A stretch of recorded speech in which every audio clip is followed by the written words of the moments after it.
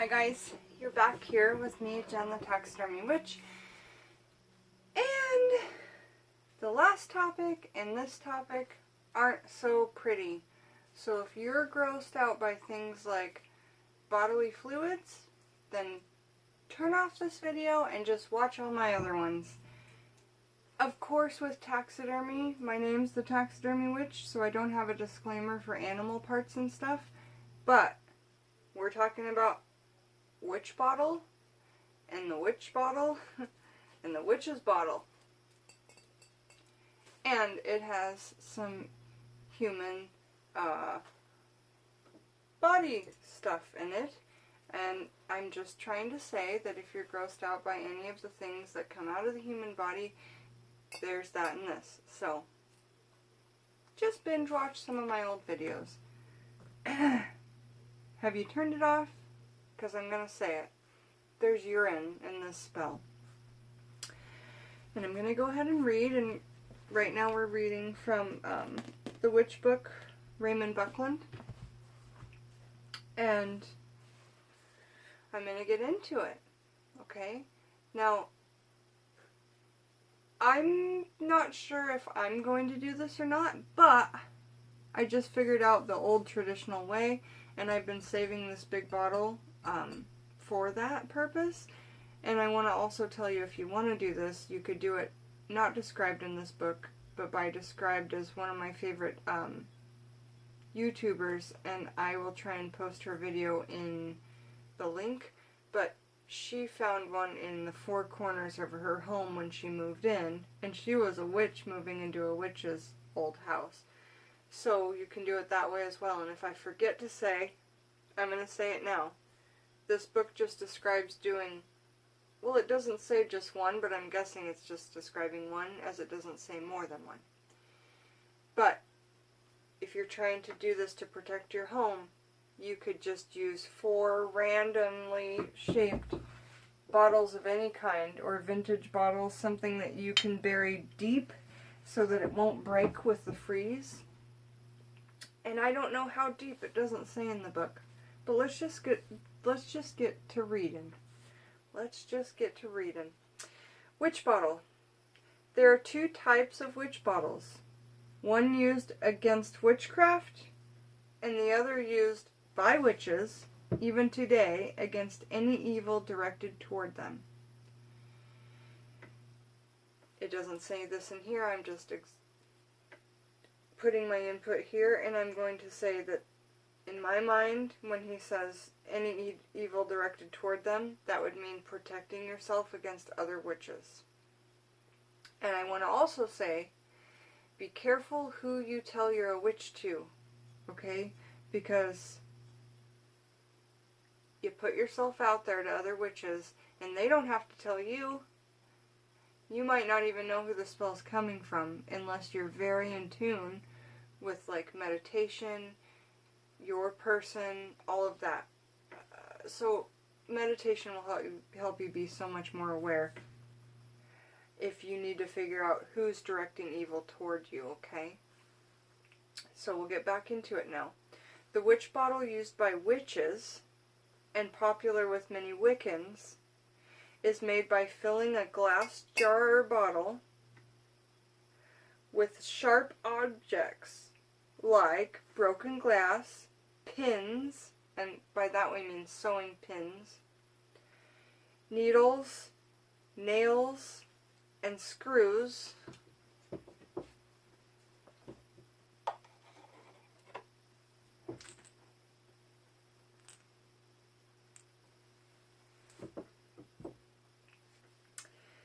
whether new or old and rusty, may be used.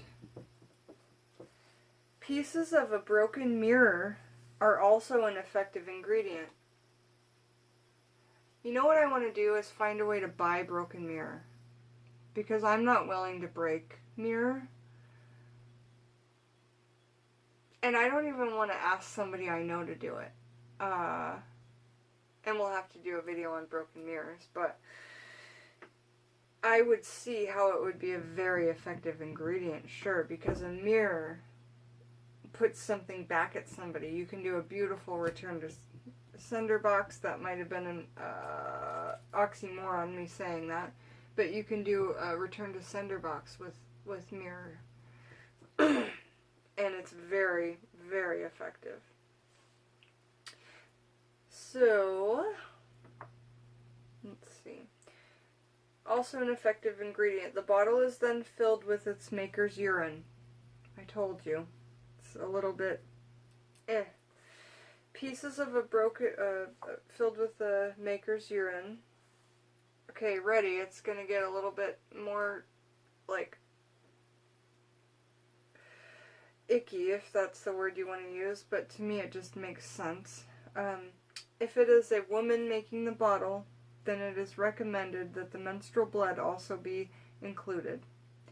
The top is sealed with wax or with tape, and in this situation I would really use wax, because I can't think of a tape that the earth wouldn't erode away at. And wax just looks so pretty, plus you could do color magic. Sure, if you used colored duct tape, which might be a cool way to do it as well if you don't have colored wax. You could do color magic with duct tape, and you can check out my color magic series videos where I talk about how you can use all kinds of colors in candle magic to apply all different intention to your witchcraft. So the top is sealed with wax or tape, and the filled bottle is then buried in the ground in a place where it is unlikely to be disturbed. Okay? At a depth that will protect it from any possible damage from frost.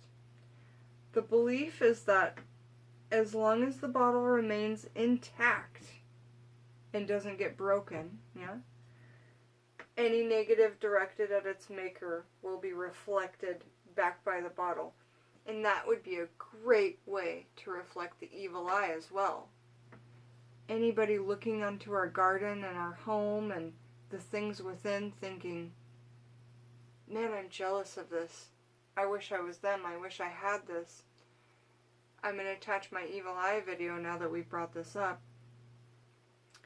to understand how harsh that can be and how effective that can be, in my opinion, even if you don't know you're doing it. When you're jealous of someone, when you look at someone and you glare at them and you think, man, I wish I could travel the world. I wish I could have loads of money. I wish I didn't have to work hard and I could play all day. Okay, I'll attach the evil eye video, but this would be a great way to ward off anyone looking in at you, being jealous of you, or giving you that evil eye in a negative way. The witch bottle produced in the 15th century through the 19th centuries were to protect from supposed witchcraft attacks. Quite often, the local blacksmith manufactured a special metal bottle, although pottery and glass were also used. The bottle was brought back into play when someone felt he or she had been the object of a curse or black magic. The person filled the bottle with urine, perhaps adding nail clippings or hair. I'll also attach my video on nail clippings and how you can use them in witchcraft. And sometimes iron nails. He or she then buried the bottle or threw it into a fire where it would heat up and explode. At the explosion,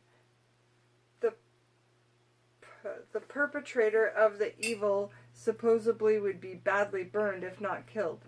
Again, I don't suggest any spell that would hurt, burn, disfigure, or hurt anybody in any way.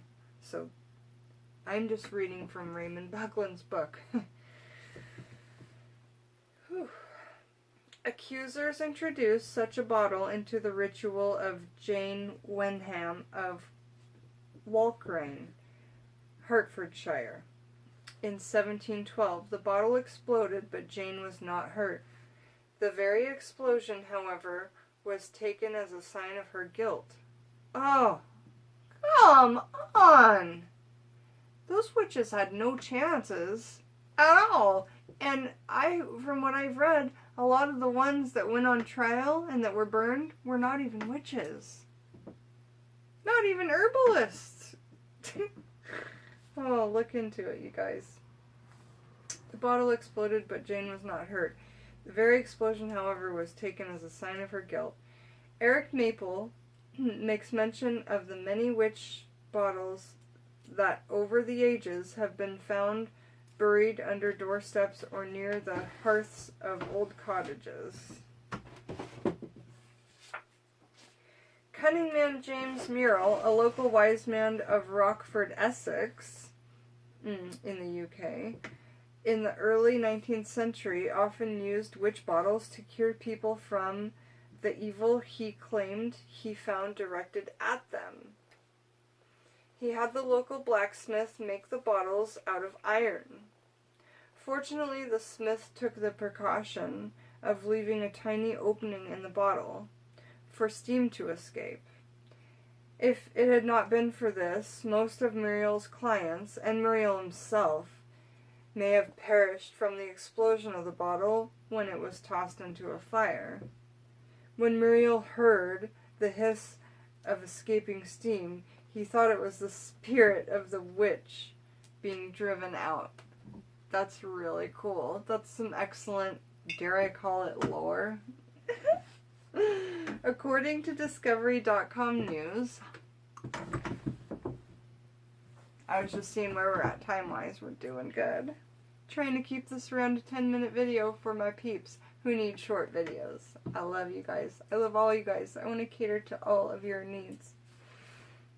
According to Discovery.com news, in October 2000, British researchers came across a still intact witch bottle underneath a house in Reigate, England.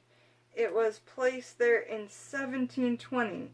Two chemistry professors from Loughborough University, Alan Massey and Tony Edmonds, examined the contents and found 9 brass pins, bits of clothing.